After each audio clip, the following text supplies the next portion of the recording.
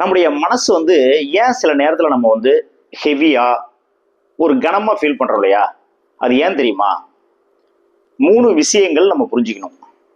ஒன்று, நம்ம கிட்ட அதிகமான சிந்தனைகள் ஓடுது இல்லையா? அப்போ வந்து நம்முடைய மனம் சோர்வாகும்.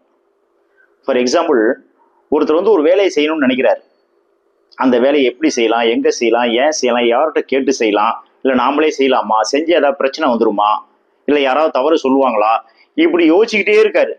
இந்த மாதிரி அதிகமான சிந்தனைகள் அவருடைய மனதில் சோர்வை உண்டாக்குகிறது. அதே மாதிரிதான் நம்முடைய மனதில் அதிகமான சிந்தனைகள் ஓடும்போது அது சோர்வை உண்டாக்குகிறது. 2வது பிரச்சனை என்ன அப்படின்னா, ஒரு பிரச்சனை தீர்க்கப்படாமல் தள்ளி தள்ளி போகும்போது நம்முடைய மனம் சுமையால் தள்ளப்படுகிறது.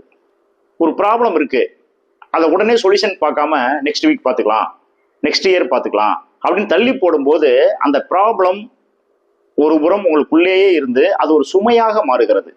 ஸோ இது வந்து உங்களுடைய மனதை ஹெவியா கிரியேட் பண்ணும்.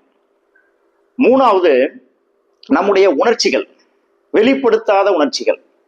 சில நேரங்கள்ல நம்ம ஃப்ரீயா பேச மாட்டோம். நமக்கு பிடிச்சவங்கள்ட்ட, நம்ம நண்பர்கள்ட்ட நம்முடைய உணர்ச்சிகளை ஃப்ரீயா ஷேர் பண்ண மாட்டோம். அப்படியே மனசுக்குள்ளேயே வச்சுக்குவோம். அப்படி மனசுக்குள்ளேயே வைக்கும் போது என்ன நடக்குது அப்படின்னா, அங்க வந்து ஒரு அழுத்தம் கிரியேட் ஆகுது, மைண்ட் ஸ்ட்ரெஸ் கிரியேட் ஆகுது. ஸோ இந்த ஸ்ட்ரெஸ் என்ன பண்ணும், நம்முடைய மனதை கனமாக ஆக்கிரும்.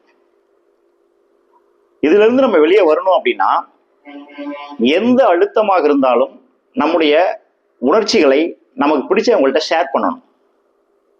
2, ஒரு பிரச்சனை வருது அப்படின்னா உடனுக்குடன் அதை வந்து தீர்த்திடணும். அப்பதான் அது சுமையாக இருக்காது நமக்கு. 3வது, ஒரு விஷயத்தை எடுத்தீங்க அப்படின்னா குறுகிய காலத்தில் ஷார்ட் டேமா சிந்திச்சு உடனே அதுக்கு ஒரு முடிவெடுத்து செயல்பட்டு வெளியே வந்துடணும். அப்ப மனம் சோர்வாக இல்லாம உற்சாகமா இருக்கும். உடனுக்குடன் அந்த வேலையை செய்யும் போது மனம் உற்சாகம் அடைகிறது. இந்த 3 வேலையும் செஞ்சு பாருங்களேன், மைண்ட் ஃப்ரீயா சூப்பரா இருக்கும். பாய்.